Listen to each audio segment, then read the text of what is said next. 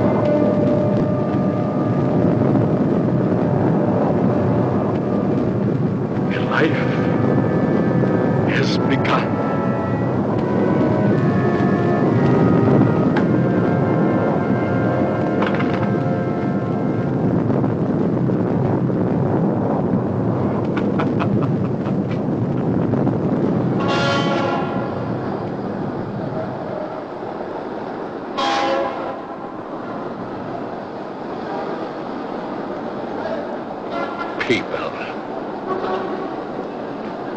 all going somewhere,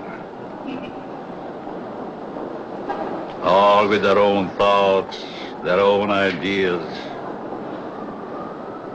all with their own personalities. One is wrong because he does right. One is right because he does wrong. Pull the string. Dance to that which one is created for.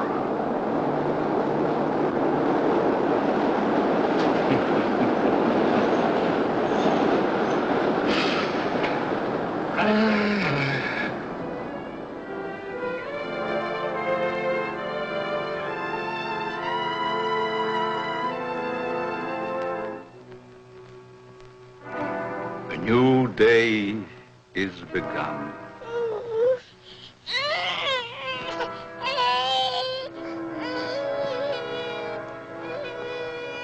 A new life is begun.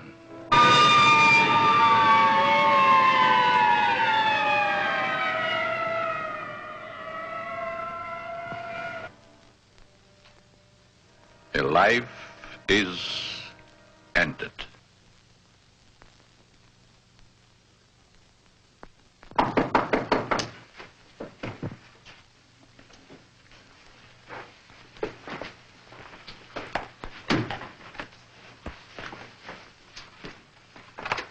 Let me see that note.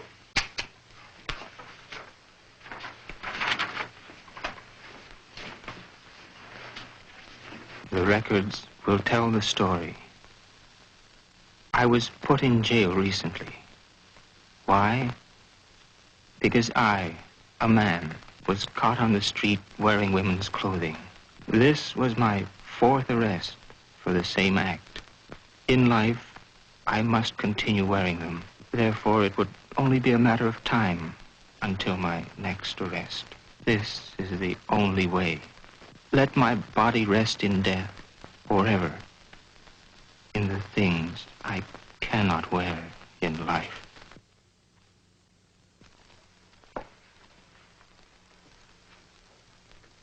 Inspector Warren is here to see you, Dr. Alton. Oh, yes. Show him in, Miss Stevens.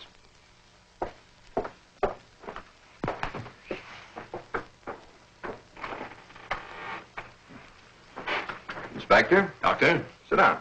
Thank you.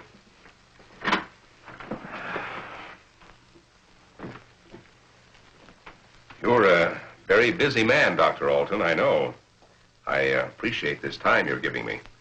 Business or pleasure, Inspector?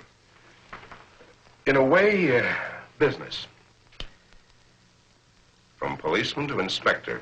20 years of it. I guess I've seen everything there is for a policeman to see. Yet I wonder if we ever stop learning.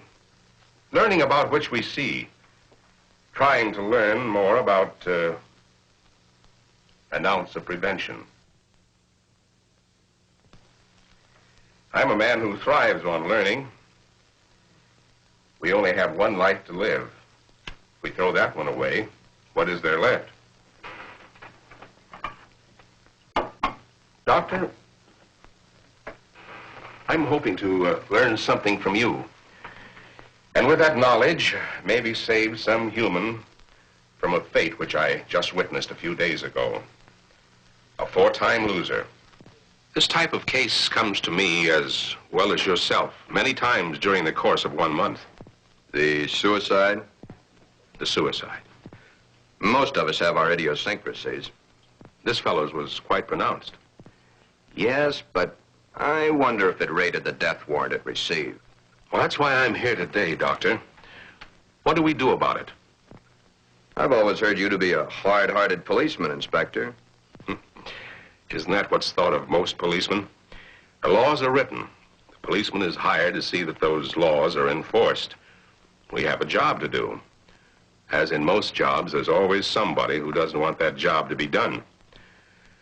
In most factories today, the employer has put up suggestion boxes. Even the employer needs advice once in a while. I think in the case that we're referring to, I need advice. Maybe it shouldn't have happened as it did. But it did. Perhaps the next time we can prevent it. Let's get our story straight. You're referring to the suicide of the transvestite? If that's the word you men of medical science use for a man who wears woman's clothing, yes. Yes, in cold, technical language, that's the word. As unfriendly and as vicious as it may sound. However, in actuality, it's not an unfriendly word, nor is it vicious when you know the people to whom it pertains. Will this operation do these people any good? I understand you were quite prominent in a case that hit the headlines a few weeks ago. In some cases, yes, others, no. Well, the papers certainly had a field day with that one. Strange as it may seem, even though it was a field day, as you so aptly put it, it's not a new story. Sex change has been performed many times. Those whose sex can be changed, they're the easy ones. But what of those who so desperately want to be of the opposite sex, yet can't change their sex, such as was the case with Patricia, the suicide? I'd like to understand this, Doctor, as best you can tell me. You can only fully understand the sex change by taking two entirely different cases. Two men with exactly the same background, from childhood to manhood and on to their own decisions and destinations. I'd like to hear the story to the fullest. Only the infinity of the depths of a man's mind can really tell the story.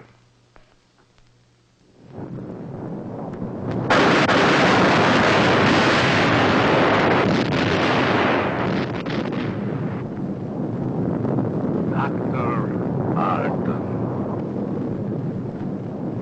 A young man, though he is, speaks the words of the All-Wise. No one can really tell the story. Mistakes are made. But there is no mistaking the thoughts in a man's mind. The story is begun.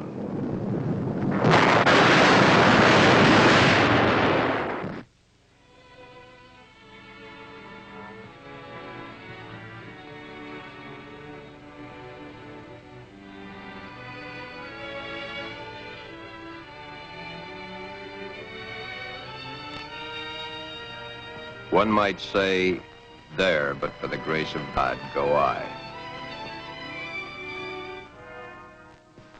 Why is the modern world shocked by this headline? Why? Once, not so very long ago, the people of the world were saying, airplanes.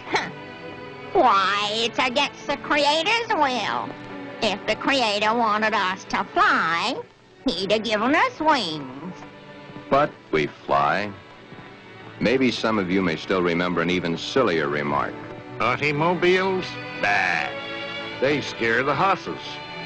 If the Creator had meant for us to roll around the countryside, we'd have been born with wheels. Silly? Certainly. We were not born with wings. We were not born with wheels. But in the modern world of today, it's an accepted fact that we must have them.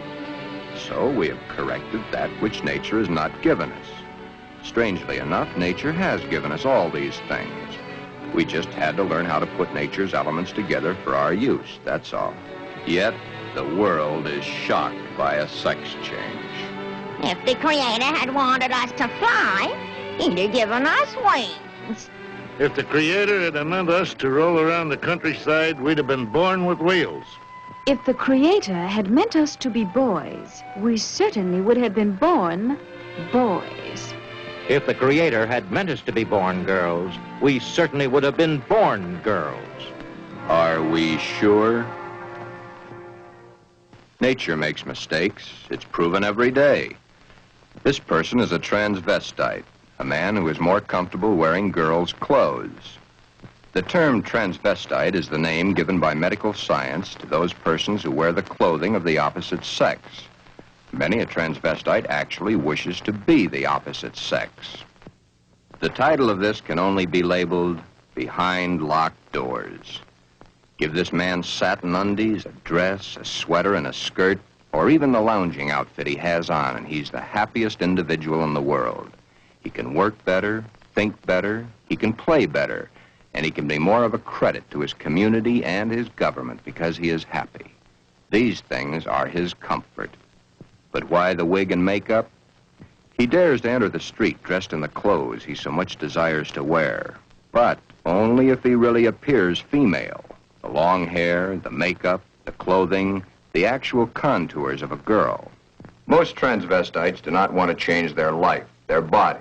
Many of them simply want to change the clothing they wear to that is worn by the opposite sex. Glen is engaged to be married to Barbara, a lovely, intelligent girl. Those fingernails have got to go. You know, I didn't realize they're as long as they are. My goodness, they're almost as long as mine. Maybe even prettier. We'll have to paint them sometime just for the fun of it. We'll trim them. That's for sure. You know, honey, you've invited me to dinner so many times in the last couple of months. It's almost like we're married already. I wish we were, darling. It's been a long year. For both of us. But now, my studies are through, college is concluded, and I'm free at last. Free? For the time being. Huh? Oh. How about joining me for an after-dinner drink? The living room? Mm-hmm.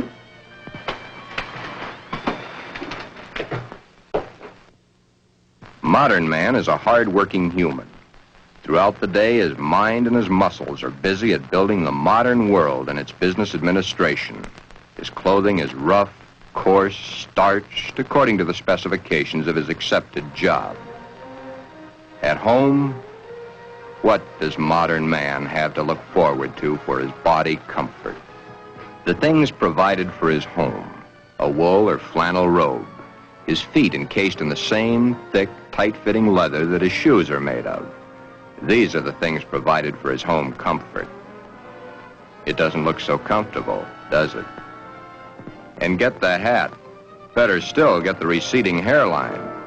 Men's hats are so tight they cut off the blood flow to the head, thus cutting off the growth of hair. 7 out of 10 men wear a hat, so the advertisements say. 7 out of 10 men are bald. But what about the ladies? Yes, modern woman is a hard-working individual also, but When modern woman's day of work is done, that which is designed for her home comfort is comfort. Hats that give no obstruction to the blood flow. Hats that do not crush the hair. Interesting thought, isn't it? Just for comparison, let's go native. Back to the animal instinct. There, in the lesser civilized part of the world, it's the male who adorns himself with the fancy objects, such as paints, frills, and masks. The true instinct. The animal instinct. Bird and animal life. Is it not so that it's the male who is the fancy one? Could it be that the male was meant to attract the attention of the female? What's so wrong about that? Where is the animal instinct in modern civilization? Female has the fluff and the finery, as specified by those who design and sell. Little Miss Female, you should feel quite proud of the situation. You, of course, realize that it's predominantly men who design your clothes, your jewelry, your makeup, your hairstyling, your perfume. But life, even though its changes are slow, moves on. There's no law against wearing such apparel on the street, as long as it can be distinguished that man is man and woman is woman. But what is it that would happen were this individual to appear this way on the street? You're doing it now, laughing. Yet, it's not a situation to be laughed at. Thus, the strange case of Glen, who was Glenda, one and the same person, not half man, half woman, but nevertheless, man and woman in the same body, even though by all outward appearances, Glen is fully and completely a man.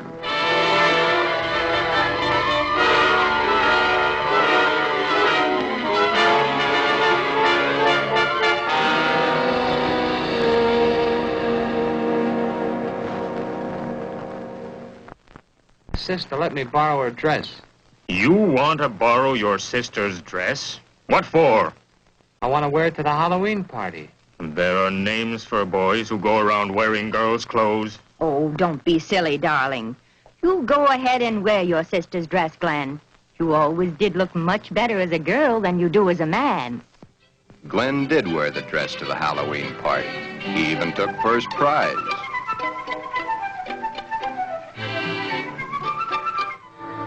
Then one day it wasn't Halloween any longer.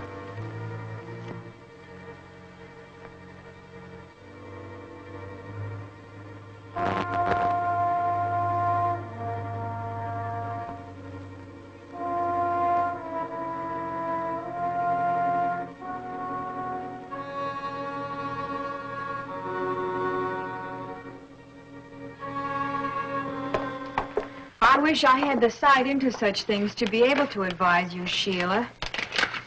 Maybe if you took the problem to a doctor. It's Glen that needs the doctor. But when things like this go wrong with someone so close and in your own family, it's so hard to believe. It's not really hard to believe. It's just hard for you to accept. Well, of course it's hard for me to accept. Suppose I were to come home with Roy or one of my other boyfriends some night and find Glen like I did last night. Yeah, that would be hard to explain. That's the understatement of the year. Just how does one go about introducing your friends to your brother when brother's wearing your best sweater and your skirt and makeup to boot?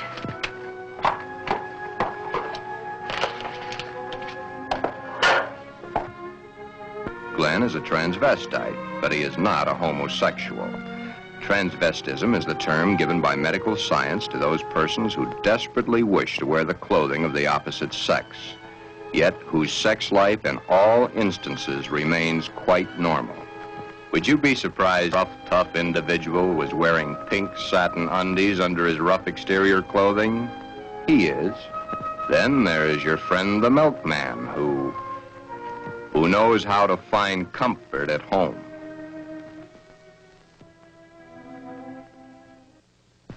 I can't stand it any longer. He wears all my clothes. Nothing is sacred to him, even my briefs. He has every one of my sweaters stretched out of shape. Of course, he has always replaced them. But then, they didn't last long either. But, Your Honor, ruffles on his shirts and shorts. Really? Glen and all the hundreds of thousands of other Glens across the nation face quite a problem. Glen is engaged to be married to Barbara, a lovely, intelligent girl. The problem? Glenda, Glen's other self. The girl that he himself is, his other individual personality. You look tired tonight, Glen. Yeah, I guess I am. It's been a long day. Have you seen the paper yet? No, why? Isn't that a strange case? I wonder how some people's mind works. Well, some people aren't happy the way they are. That's a pretty drastic step to take. If it's the only way, I'm for it. I wonder what I would do in a case like that if I were in the mental turmoil that person went through. Or if I suddenly realized that something was mentally wrong with you. Ooh, it's hard to visualize.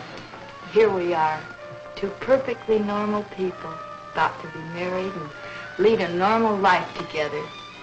And there's this poor fellow who never could have been happy if it wasn't for modern medical science. Our fourth term in psychology explains a lot of the facts, but I'm afraid the end of study is only the beginning of reality. Glen's problem is a deep one, but he must tell her soon. She's begun to notice things. His nails, his eyes when he looks into a ladies' store window. So many of the little things that are hard to hide. Soon she will realize. Then there was the time Barbara was wearing the sweater Glen had always wanted to feel on his own body. It was becoming an obsession to him. He must have. What's the matter, Glen, darling? I guess I was daydreaming. Something seems to be troubling you. Why don't you tell me? It's nothing. Once, long ago, just after we started going steady together, we promised we'd never lie to each other. Are we gonna start now, just because we're engaged to be married? It's just that... Oh, Barbara, it's nothing that little sleep won't cure. It's been an awful long day. It's more than that. Come on, tell me, darling. Who knows? Maybe I can help. That's just it. You could. Then something is troubling you. Yes. Do I have a right to know? You have a right to know. But let's just say for the moment that I'm afraid to tell you. I'm afraid I'd lose you. Nothing could be as bad as all that. I love you and you love me. And nothing in the world can change that. I hope not. I really hope not. Glen, is it another woman?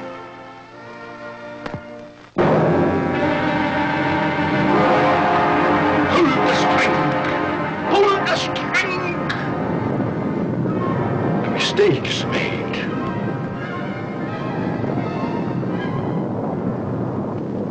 A story must be told. Always the same. He's not had the nerve to tell her. But he must soon come to some conclusion or forget the marriage. Should he tell Barbara of his Glenda now, before the wedding, or hit her between the eyes with it after, when it might be too late for either of them? The world is a strange place to live in. All those cars, all going someplace, all carrying humans which are carrying out their lives. The world is shocked by a person who changed his sex. Glenda is shocked also, but by another reason. Someone like her had the nerve to do something factual about their situation. There are so many problems for Glen and all the other Glens. Perhaps the fear of discovery of the underthings they wear beneath their regular outer clothing, or that which they wear during their nightly visit to Morpheus, god of sleep. Thank you very much, and I'm sure she's going to enjoy it very much. If you want to return it, be sure that you bring the sales slip. Thank you.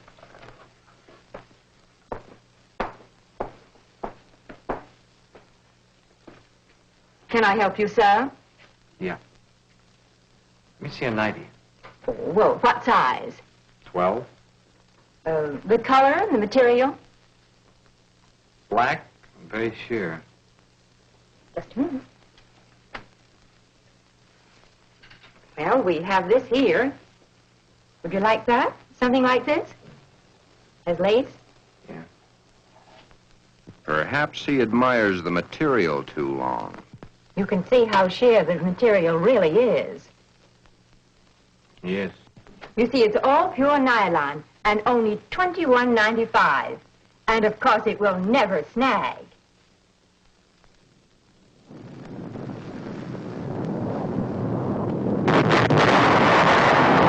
But Glen and Glenda and all the Glens and Glendas have an even bigger problem. Hi, Joe. Hiya, Jack. Monday again. You know, I think Monday is about the worst day of the week. A perfectly wonderful weekend, then back to the sweatshops. Too bad we was born to work. Say, did you read about the guy that hangs to a girl? Says he was perfectly normal, too. How can a guy be normal and go and do a thing like that to himself? All the same, it must take a lot of guts to pull a stunt like that. That's a problem I don't ever intend to face. Maybe it's a problem we should all face. I don't get you. Just think of the unhappy life. The miserable time this world of ours must have given that poor guy. I still don't get you. Now, here is a guy who wanted to be a girl. Supposing there had been no way to change. You sound as if you're really head up on this thing. I guess I am. Do you realize what would happen if every man in the country that wanted to wear women's clothes or felt like a woman went to their doctors and wanted to change? Of course. That's why I say perhaps society should be a little bit more lenient with them. Maybe society should try to understand them as human beings. Another day done. Thank goodness. See you tomorrow, Jack.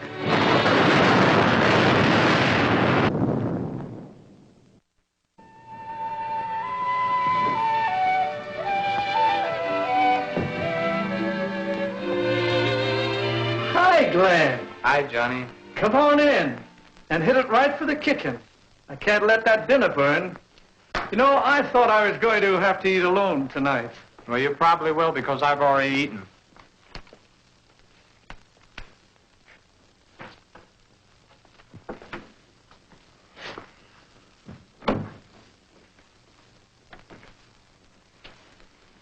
What's up?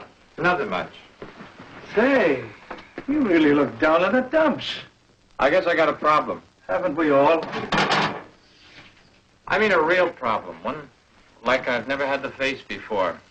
Our whole existence is one big problem after another. I want to get married. You have a problem. When did this all come about? For nearly a year, I've been engaged to a very wonderful girl. Now the time is getting very close to the man with the book. I'm scared to death. You love her? Very much.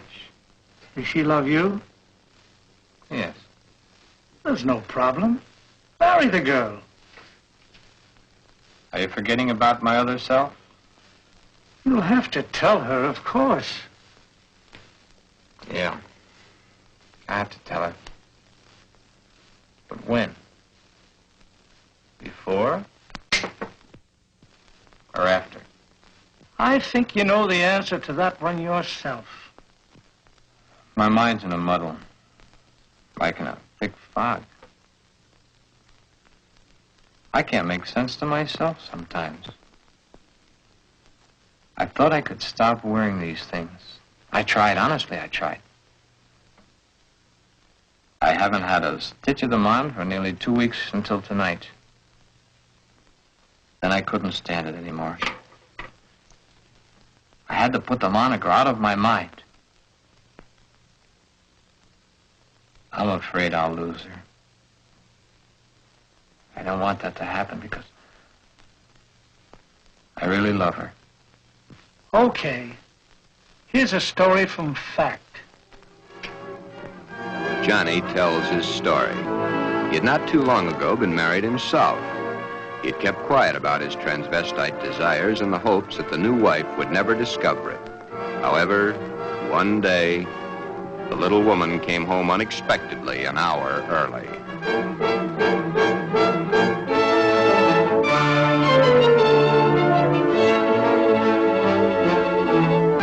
That marriage ended here. Will your problem be like mine? Most probably it will. Because the love hasn't been built up for such a thing. She, your wife, she will not have been taught enough about the problems to cope with it. Glenda must now make her decision, or forever forget the marriage to Barbara. Glenda should consult a competent psychiatrist, but then very few transvestites wish to change their strange desires. This is their life. To take it away from them might do as great a harm as taking away an arm or a leg, or life itself. Many even carry their transvestite desires to the grave with them. Yes, it is a problem. But Glenda, remember back almost a year ago when Glen and Barbara accepted each other? Okay. That's the 6th time you've said goodnight. I guess it is. Look. Come on over here a minute. What is it? Never mind, just sit down.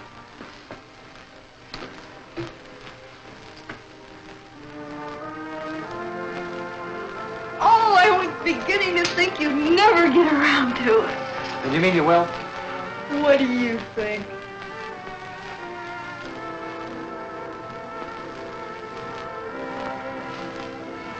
When? I must finish college first. It's only 7 months to go. Well, now, that's hardly long enough for you to get a trousseau together. How would you know about such things?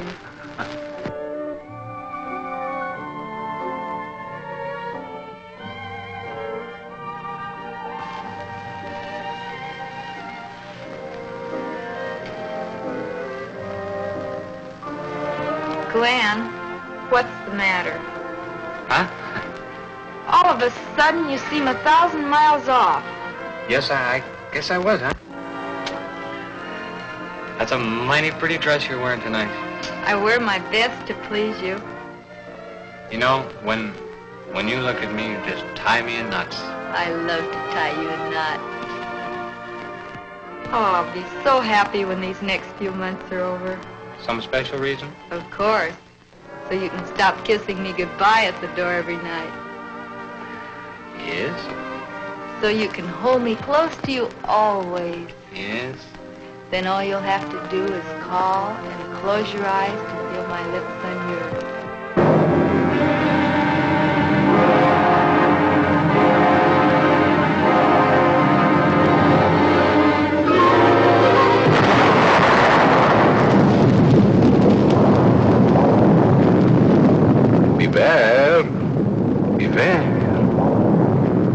Beware of the big green dragon that sits on your doorstep. He eats little boys, puppy ducktails, and big fat snails. Beware. Take care. Beware.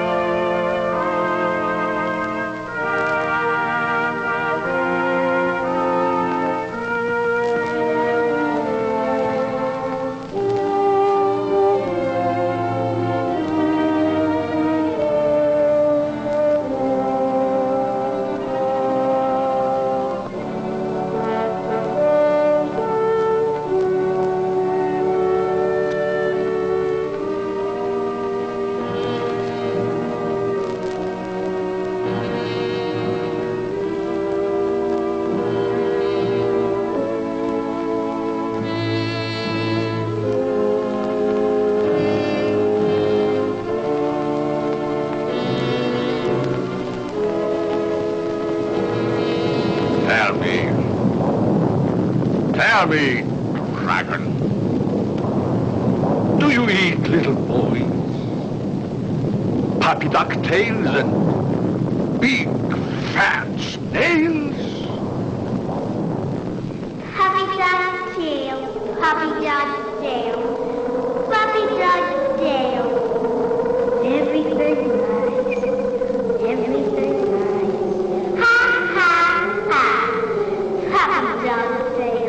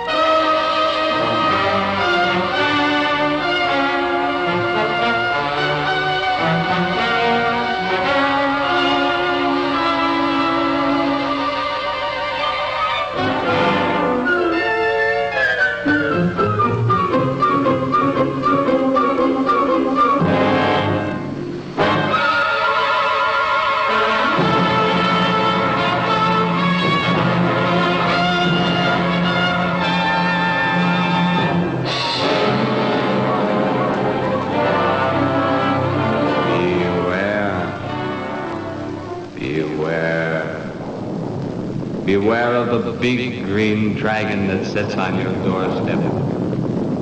He eats little boys, puppy dog tails, and big fat snails. Beware, take care. Beware.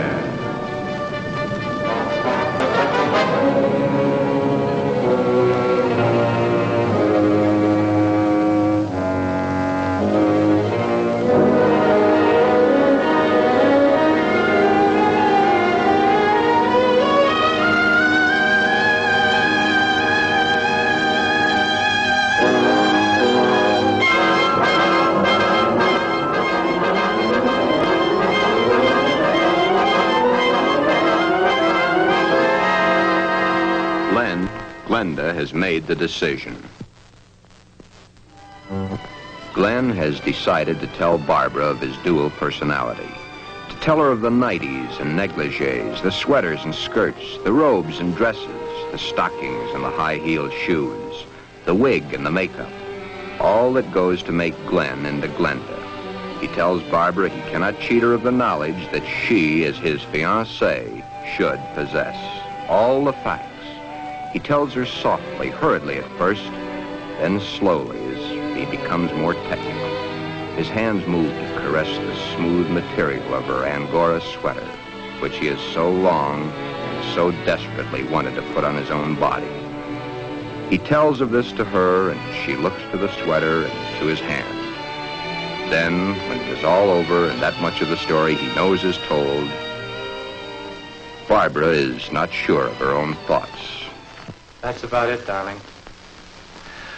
I wanted to tell you for a long, long time, but just couldn't bring myself to do it. I've been too much afraid of losing you.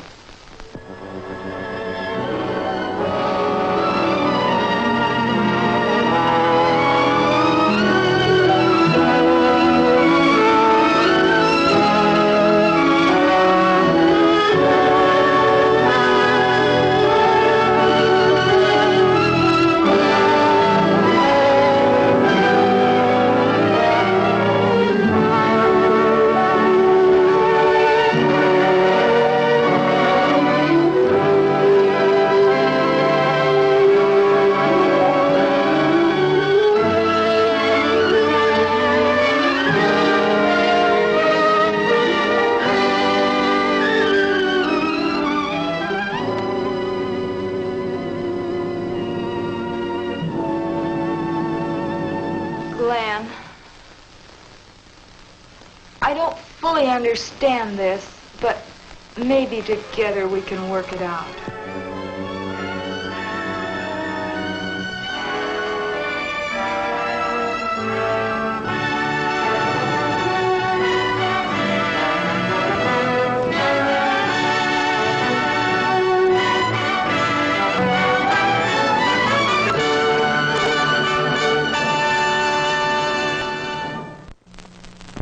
Is that the end of the story?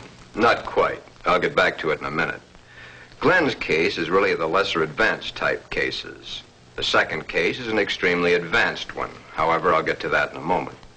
First, you must realize that each transvestite the world over has his own particular problem. Each case must be handled individually according to the person, his past life, and his problem. And he isn't a hermaphrodite? No more than he's a pseudo-hermaphrodite. Glen's case was entirely of his mind, brought on by the environment of his early youth. What about their children, Doctor? Would their children become the same way their father is? No. Transvestism is not hereditary. Well, what makes these men want to wear girls' clothes? Many things. But as I've said before, it usually starts in early childhood from one cause or another. Technically, each case has the same beginning, just a different set of circumstances. Are any of them actually cured? Oh, yes, many of them. Once the source of supply is found, it can be stopped, unless the patient refuses to cut off that source of supply. Then the way I get it, this Glen and the character he created, much as an author creates a character in a book, was invented as a love object to take the place of the love he never received in his early youth through lack of it from his parents. The character was created and dressed and lives the life the author designs for him to live, and dies only when the author wants him to die. Correct. except that for the character Glenda to die, the elements must be right. But to enlighten you a little further, there's the second story, that of an extremely advanced case. Let's call this person Alan, Ann. Alan had a mother who wanted a little girl. The father didn't care much one way or the other. Alan did not enter the competitive sports that the other boys at the school did. However, he was an extremely studious boy and always had above-average marks in his subjects. Yet sports, girls' sports, he always was interested in. But he was rejected by the girls and also rejected by the boys. It seems he belonged to neither of them. After school, Alan would go home to find the mother who had always wanted a girl and the father who didn't care one way or the other. He enjoyed doing the woman's work around the house. Alan was becoming a woman and didn't realize it. A woman in mind only, but the mind rules. Then came the fateful year of 1941. Alan was drafted.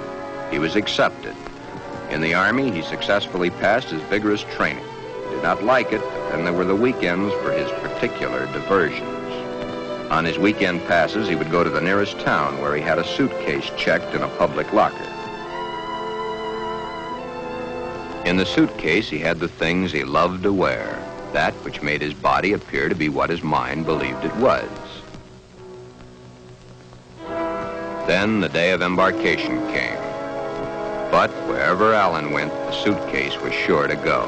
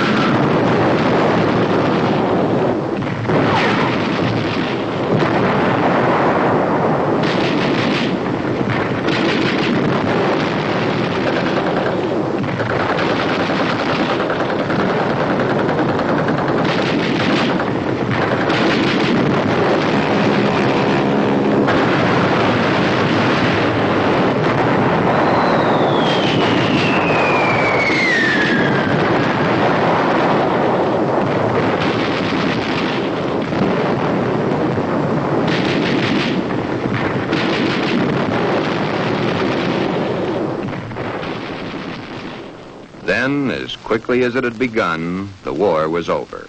Alan came home. Alan had learned all the terms directed at men like himself, but no one had found out his aversion. He was honorably discharged from the service at the end of the war. He'd received the Silver Star and the Bronze Star for gallantry in action. While he was in an Army hospital recuperating from a wound he had received in New Guinea, he learned a very interesting fact. He learned that foreign doctors were doing marvelous work with a sex change, man to woman, woman to man. Shortly after his separation from service, Alan came to me for advice. There followed many long sessions with my clinical reports and the reports of eminent doctors. It had been found that Alan was really a pseudo-hermaphrodite. A hermaphrodite is one who has the organs of both the male and female in plain sight. A pseudo-hermaphrodite is one who has one perfectly formed organ of either sex and one imperfectly formed one that's difficult to detect. Alan was of the latter.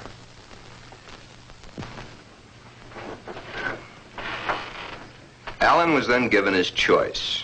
That which nature had given him was a mistake. It was up to us to correct that mistake one way or the other. Alan had to decide whether he wanted to become a man or she wanted to become a woman. Both were completely possible.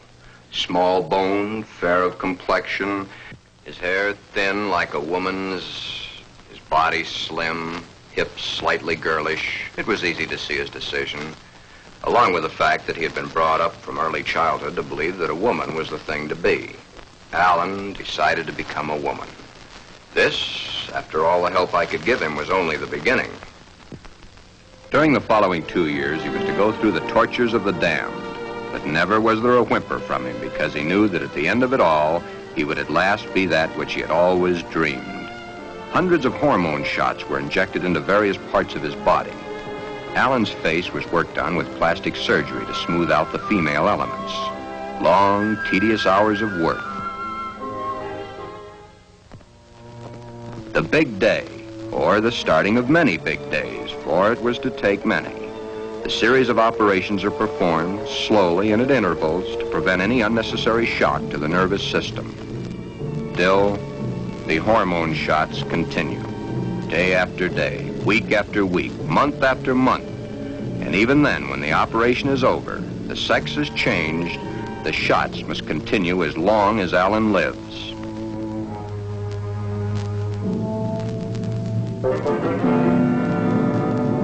First, the breasts are brought out. The body of the woman within begins to appear now.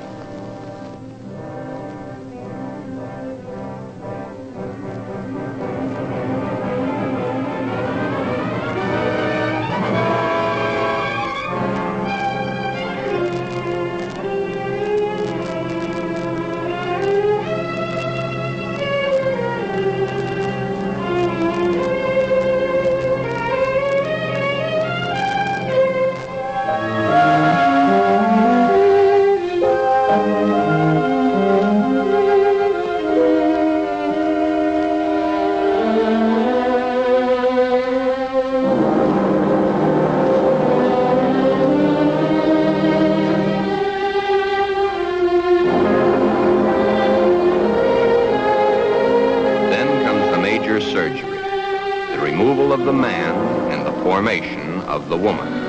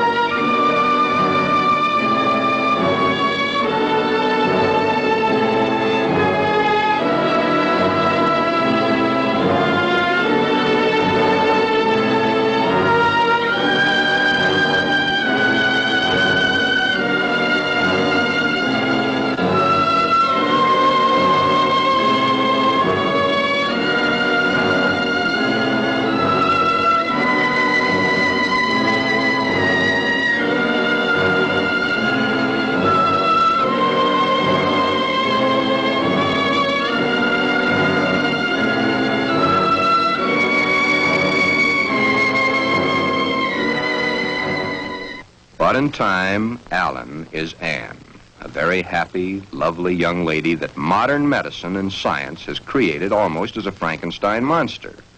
The newspapers heard of it and hit the story with their usual fullness. If the newspapers had not gotten hold of the story, it would have gone untold, unnoticed as so many others in medical history.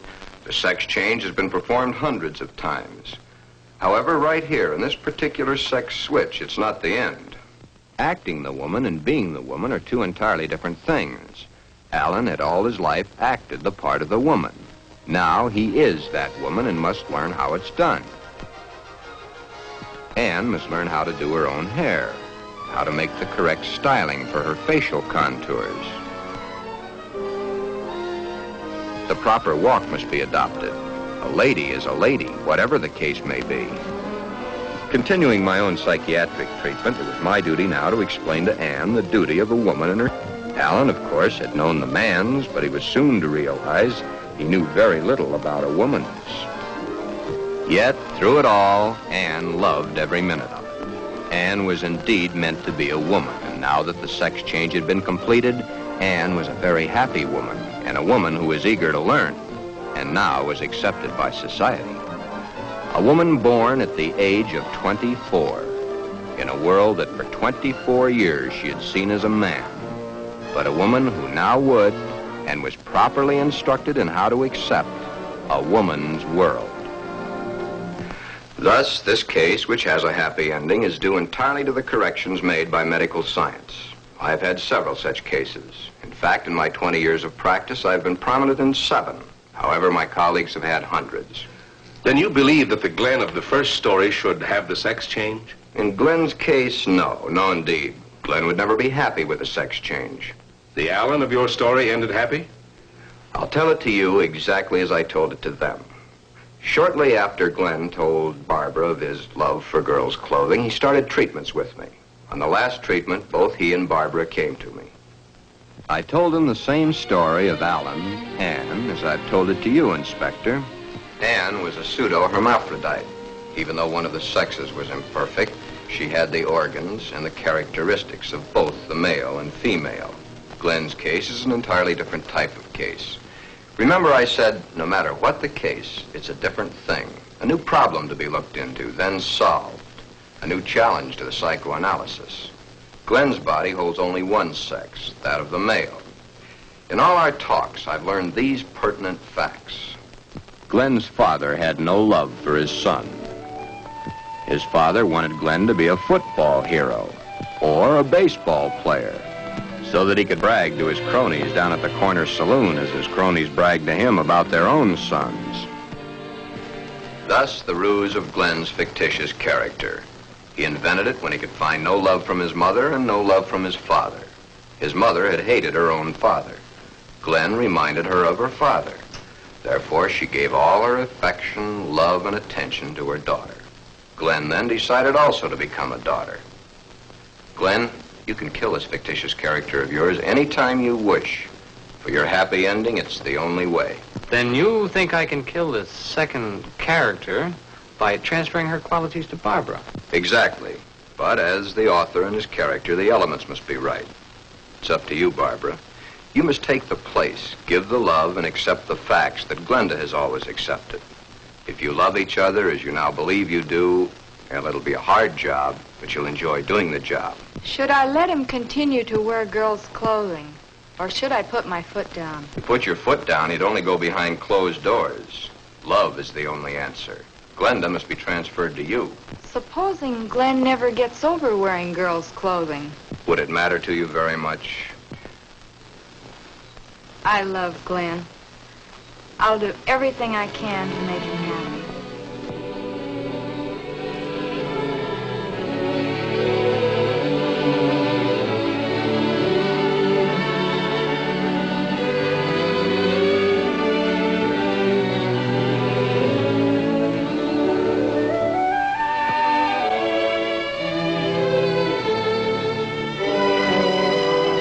The end is only the beginning. Time passes. Soon, due to a happily married life, the remembrance of the psychiatric treatments, and Barbara's love and understanding, Glenda begins to disappear forever from Glen. Glen has found his mother, his little sister, his wife, and his Glenda, all in one lovely package. Thus, Glen's case has a happy conclusion. Therefore, two entirely different cases, handled in two entirely different ways, have a happy ending. Yeah, those two. But what of the hundreds of other less fortunate Glens the world over?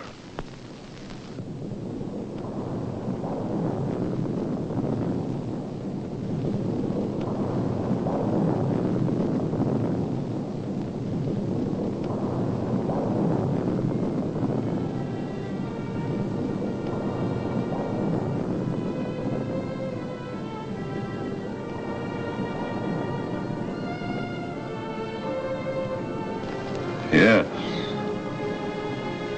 But what of the others? Less fortunate Glens, the world over.